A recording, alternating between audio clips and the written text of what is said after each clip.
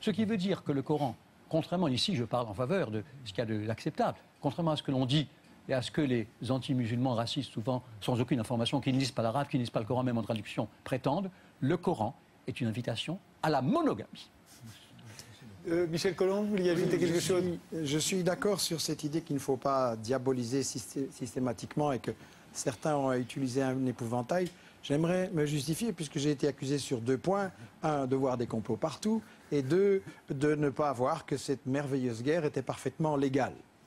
Le premier point, je voudrais quand même remarquer qu'on a eu beaucoup de rapports et de confidences indiquant que les services secrets français, britanniques et des États-Unis étaient à l'œuvre sur le terrain au moins 6 mois avant cette révolte spontanée et que des armes ont été fournies et qu'au 2e jour des manifestations, on attaque les prisons et les commissariats et on libère des fanatiques, des terroristes et des mafieux à l'arme lourde, avec des armes anti-chars. Je n'ai pas vu ça à Tunis, je n'ai pas vu ça au Caire. Et donc je pense qu'il faut aller plus profondément. Et sur cette question de théorie du complot, j'aimerais citer quelqu'un qui n'est pas un pacifiste exalté, mais qui est le général Wesley Clark, l'homme qui a dirigé les bombardements sur la Yougoslavie. Et à sa retraite, il va faire un tour au Pentagone. On est là en novembre 2001. Les États-Unis sont en train d'attaquer l'Afghanistan et il va bavarder avec un général avec qui il a travaillé. Et le général lui dit, si vous le permettez, j'ai ici une note venue d'en haut, donc du ministre de la Guerre Rumsfeld, qui décrit comment nous allons prendre 7 pays. L'Irak, la Syrie, le Liban, la Libye, la Somalie, le Soudan et pour finir l'Iran. On est fin 2001. Alors il faut réfléchir que ces guerres ne sont pas décidées au dernier moment parce qu'il y a quelques manifestants qui se font tuer, pas du tout dans les proportions qu'on a racontées. On a parlé de bombardements sur la population, mais tous les rapports d'Amnesty, Human Rights Watch, etc.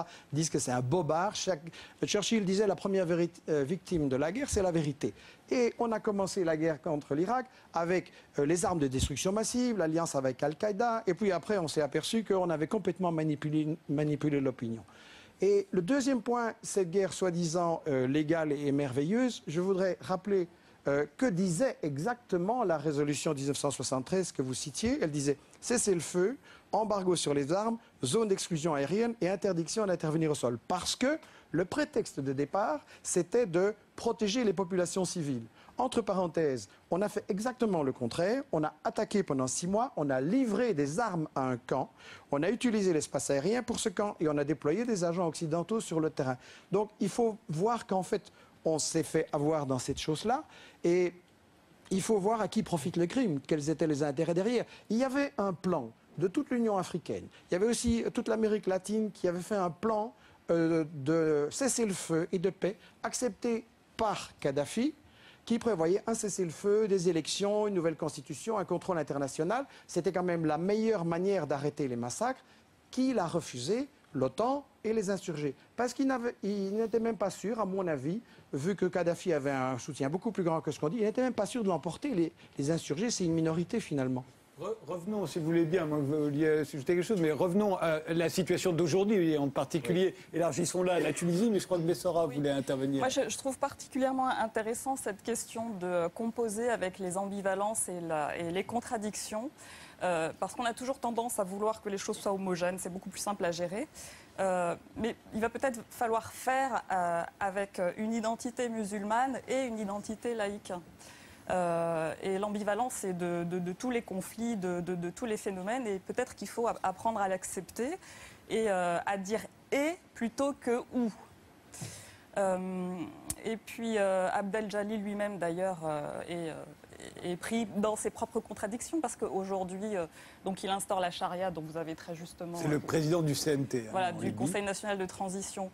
À un autre moment, il a dit qu'il envisageait un État non religieux. Bon, c'est peut-être aussi des stratégies politiques. Oui, moi je suis assez d'accord. Mais si vous voulez, on le voit bien aujourd'hui. Tous les partis politiques, par exemple en Tunisie, j'ai regardé les programmes, disent on est pour la séparation du religieux et du politique. Et ils sont tous contre pour la réforme de l'article 1 de référence à l'islam comme religion de l'État. Donc ça veut dire que la conception même de la séparation aujourd'hui fait quasiment unanimité. On ne veut pas une confusion entre le religieux et le politique. Et pourtant, on se sent musulman et on veut que cette référence à l'islamité soit constitutionnelle. Et je veux dire que de ce point de vue-là, le sociologue, le scientifique, le chercheur doit non pas dire il faut la laïcité, il faut le sécularisme, ou c'est que des islamistes qui veulent le califat. Il faut qu'ils comprennent comment les acteurs eux-mêmes interprètent cette ambivalence, qui pour eux n'est pas une ambivalence. Se sentir aujourd'hui dans un État moderne, séculariste, comme la Tunisie par exemple, qui reconnaît effectivement aucune femme tunisienne, même voilée, ne veut remettre en cause la pension alimentaire, parce que c'est le seul pays où vous allez en prison si vous ne la payez pas. Ce qui est une bonne chose d'ailleurs, parce qu'en France, on ne va pas en prison quand on ne paye pas. Mais toutes les femmes, même voilées, sont d'accord pour que leur mari aille en prison quand elles ne payent pas la pension alimentaire. Quand ils ne payent pas la pension alimentaire. Mais en même temps, ils peuvent voter pour le parti islamiste. Et nous sommes en face de ces zones d'ambivalence qu'il faut pouvoir interpréter et décoder et non pas imposer des lectures normatives, je dirais, et qui sont, à mon avis, qui ne nous permettent pas de comprendre ce type d'évolution démocratique nécessairement ambivalente et ambiguë. J'ai un professeur du Collège de France qui tend le doigt Monsieur, pour vous mais... sembliez chagrin que beaucoup ici soient contre vous. Il y en a au moins un qui vous approuve à 100%. Et ce que j'apprécie le plus dans votre propos, c'est une dédiabolisation de M. Kadhafi. On l'a diabolisé, et contrairement à ce qui a été dit tout à l'heure, il n'est pas vrai qu'il ait eu que la révolution qui ne songeait qu'à l'éliminer ait eu un appui général. Comment expliqueriez-vous si c'était vrai? Non seulement cet homme a fait d'innombrables réformes qui a donné de quoi manger à des gens pauvres, non seulement il a, du fait de la structure tribale, favorisé pas seulement sa tribu de Sirte, mais bien d'autres, mais comment expliqueriez-vous s'il était vrai, comme la presse le dit, et comme je regrette de voir que vous le rééditez et le glosez ou le singez, comment expliqueriez-vous cette chose que l'on dit en diabolisant horriblement ce malheureux Kadhafi, comment expliqueriez-vous que la résistance ait été, des Kadhafis j'entends, tellement longue, qu'il y ait eu une guerre civile tellement interminable? Les gens qui se sont battus, vous pensez que c'est par désir de se faire trucider? Ils se sont battus parce que Kadhafi avait de sérieux appuis dans son pays. Exactement. Ça paraît aussi simple que ça. Vous êtes dans du temps journaliste, essayons d'être dans du temps historien. Cette guerre civile n'a pas été très longue. Dans quelques années, les historiens diront que la guerre civile libyenne a au fond duré extrêmement peu. Et si vous avez quelques notions d'histoire, je suis certain que vous en avez, vous savez que des guerres civiles ont pu durer des années ou des dizaines d'années, certainement pas quelques mois. C'est le premier point. Le deuxième point, c'est que les rebelles sont des civils en armes. Et il est parfaitement exact, je vous rejoins sur ce point, il est parfaitement exact que l'OTAN a fait une lecture extensive de la 1973. Et je le dis avec d'autant plus d'honnêteté intellectuelle que j'ai compté parmi les signataires dans le monde de l'appel à l'intervention militaire en Libye. Et il est vrai, les Russes et les Chinois aujourd'hui en veulent beaucoup à l'OTAN. On est allé très loin puisqu'il s'agissait d'empêcher les exactions. Or, le CNT, le CNT et les rebelles eux-mêmes nous ont demandé à la communauté internationale, certainement pas seulement aux Occidentaux, je vous rappelle qu'il y avait 2 États arabes qui participaient à cette intervention et un certain nombre d'autres États hors de l'OTAN, et il a bien fallu qu'on aille jusqu'au bout. À titre personnel, je regrette notamment la manière dont le CNT a mis fin au jour de Kadhafi. Il aurait mieux valu le juger, je veux dire, que le peuple libyen lui-même le juge s'il en avait la volonté, et éventuellement qu'il aille auprès de la justice internationale. Mais ce qui est certain, c'est que des civils à qui on donne des vieilles armes ne peuvent pas, eux seuls, bien évidemment en l'espace de quelques semaines et peut-être même pas en l'espace de quelques mois,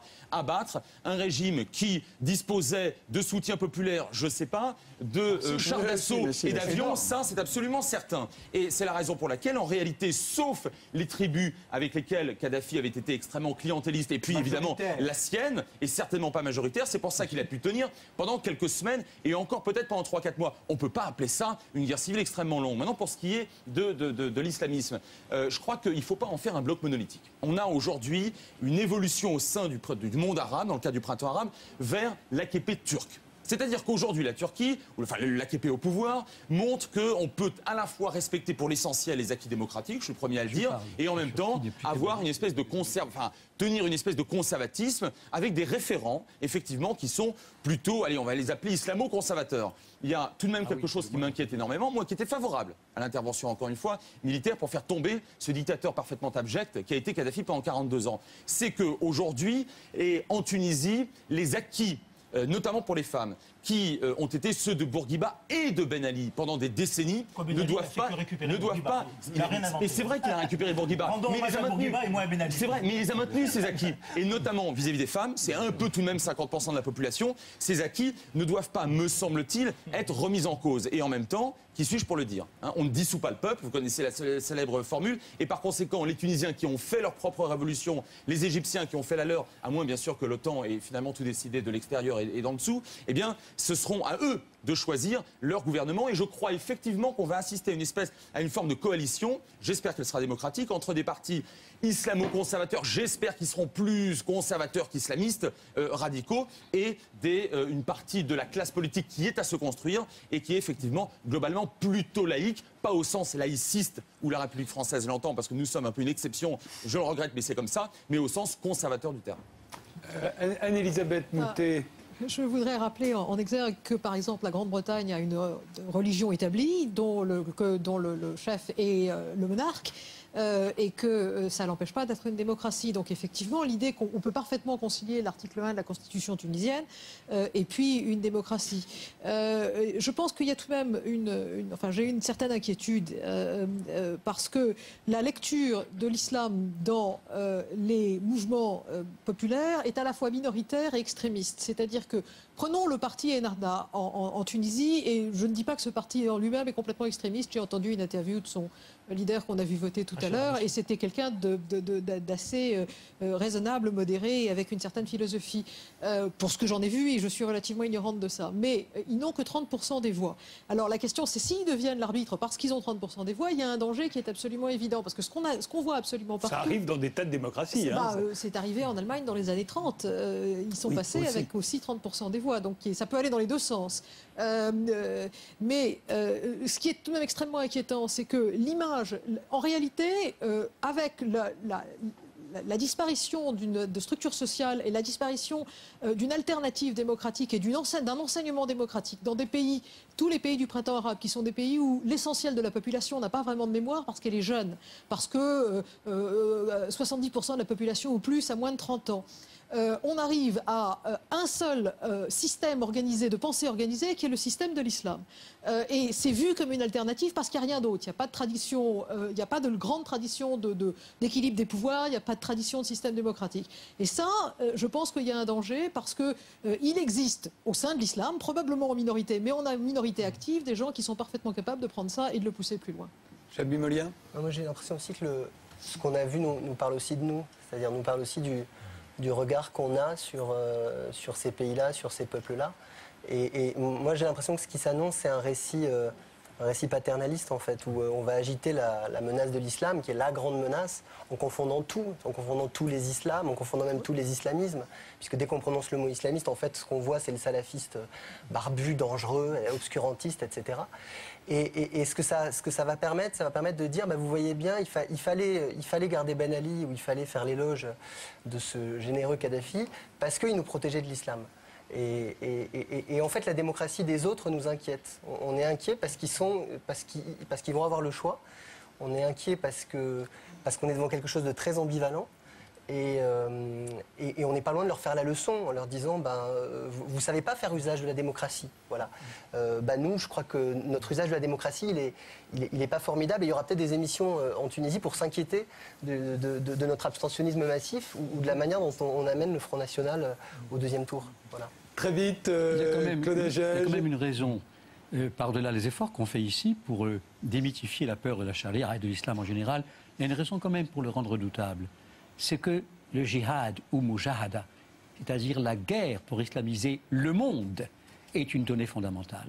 Et à ce moment-là, vous comprenez bien qu'une religion qui se cantonnerait à son propre contenu sans avoir pour idéal une islamisation généralisée ne présente aucun effet, aucun aspect redoutable. Elle le devient en revanche quand elle est fondée sur un djihad comme guerre sacrée Et ça, j'entends pas ça en Tunisie. J'entends pas le moi, je crois qu'il y a quand même une certaine myopie occidentale de dire qu'il n'y a pas de tradition démocratique dans le monde arabe ou dans des pays comme la Tunisie. C'est quand même la première ligue des droits de l'homme, une grande tradition syndicale qui a plus de 50 ans et qui pourrait nous donner des leçons en termes de mobilisation. Et aussi, on l'a bien vu, on a souvent dit que la Tunisie est ce qui explique la gabegie de la diplomatie française, qui est restée aveugle en disant mais c'est un peuple soumis à son dictateur, qui s'appelait Ben Ali. On a quand même vu que depuis 10 ans, il y avait des manifestations, il y avait des mobilisations et qu'il y avait des slogans démocratiques. Et de ce point de vue-là, d'ailleurs on l'a pu l'écrire, effectivement, c'était des dictateurs en sursis, pas depuis 1 an, pas depuis 2 ans, depuis 10 ans. À partir du moment où il n'y avait plus de confiance, à partir du